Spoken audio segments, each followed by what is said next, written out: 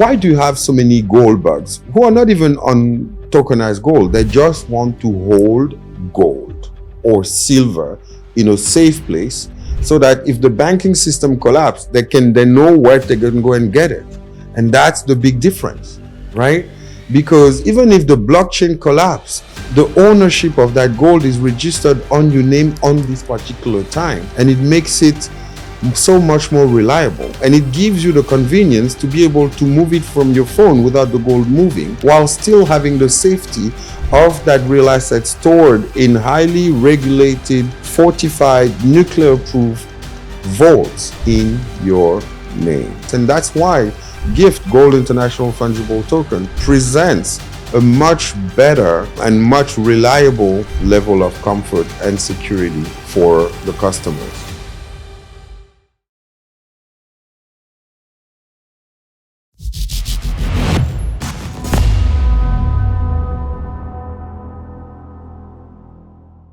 When I'm being asked, will data be a threat to tokenize RWA?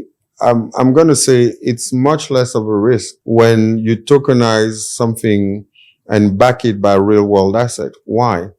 Because let's take the case of Ethereum or Bitcoin or the hacks that have happened on Solana and different other layer one platform. It's much easier to hack. Why? Because you can infiltrate the system, collect the tokens, go into a tumbler, and then come into very different type of ownership, etc. And then the tokens are gone. It's much harder when it's backed by gold or silver or physical asset, because first you have to start doing it digitally.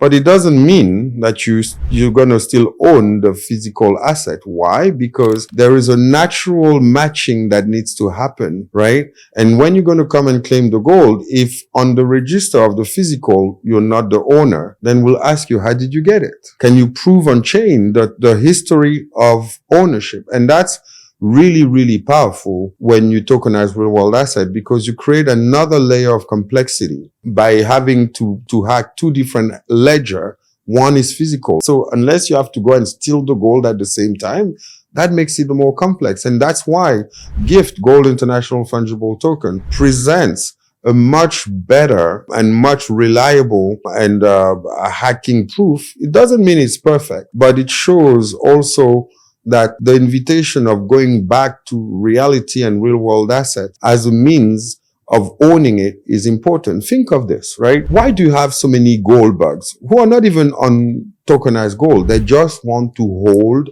gold or silver in a safe place so that if the banking system collapses, they know where they can go and get it. And that's the big difference, right? Because even if the blockchain collapses, the ownership of that gold is registered on your name on this particular time. And it makes it so much more reliable. And it gives you the convenience to be able to move it from your phone without the gold moving, while still having the safety of that real asset stored in highly regulated, fortified, nuclear-proof vaults in your name. And that's why the data risk, in my opinion, by tokenizing real-world asset gives a much greater level of comfort and security for the customers.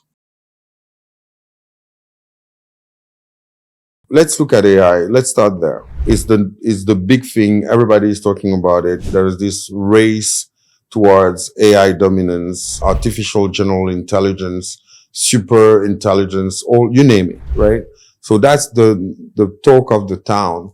Now, at the end of the day, you also see, this sad war that is going on, between Iran and Israel, and a lot of those deepfakes, AI, that are running everywhere. You have people being scammed also through deepfakes. And so it's going to lead to the necessity, and I don't know if it was a plan, but clearly we're heading towards ensuring that everybody who's going to connect on internet can provide a digital identity. So sadly, it might lead to more control of the people and to more restrictions of their freedom in the name of protecting against a deepfake phenomenon. Is it good? Is it bad?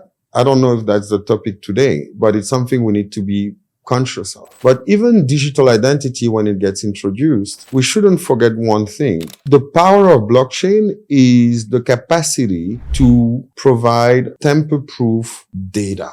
It means that when you log, we know it's you and we know the history of whatever you might have done, and it's stored in different computers at the same time so that somebody cannot come and pretend they were you. And that's where blockchain and AI will naturally converge, and somehow blockchain will be the answer, in my opinion, to this big issue and big question of digital identity. It will combine maybe the technical part and also the peer and the community validation and proof to onboard people. And I'm just going to give one key example, right? So I remember back then going back, to Africa and telling my elders, there's this great thing called blockchain.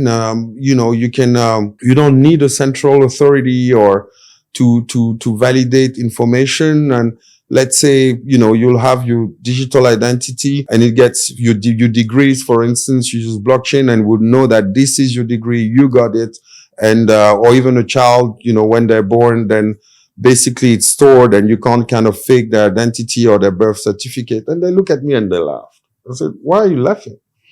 They said, look, son, whatever you call blockchain, this technology, we don't know much about it. But the question of distributed, decentralized governance and validation that you're talking about, we've had that for millennia. I said, what do you mean? They said, look, this story of city halls and mayors and governors was introduced by the Western world to us, of centralizing the registry for the land and faking it so that people can steal the land. We didn't have that before. I said, what do you mean? They said, back then, until colonialism, what we had, when a child would be born, you would have 4 or 5 elders in the village who will be called to say, yes, that child is the child of that person, and we validate and we know. And it's, of course, it's oral, no term sheet or no signature. And I said, why? Because they told me, if 2 out of the 5 would die, you still have 3 that are still there to say, yes, it is. That's how blockchain works, isn't it? Yes, indeed. Because it stored simultaneously information in multiple areas so that even if there's a failure there, the traceability is still here. I said, okay. And they said, even for land, when to recognize the land of someone, you would have 4 or 5 persons who would be there to say, okay, in front of the community, this land belongs to Irene or Gael or Michael. And even if some of the people who were there died, you still have 3 who can verify. That's the power of blockchain. So you guys call it blockchain, but this principle of community, decentralized governance, validation, and the power of the collective, that Ubuntu principle, that I am because we are, has been ingrained in our values, in our cultures, in our philosophy, in our history for hundreds of years. So yes, you guys may have designed some electronic, mechanical tools, but that's when I understood that blockchain is just a mathematical interpretation of a very ancient spiritual principle that is encoded in the DNA and the values of humanity.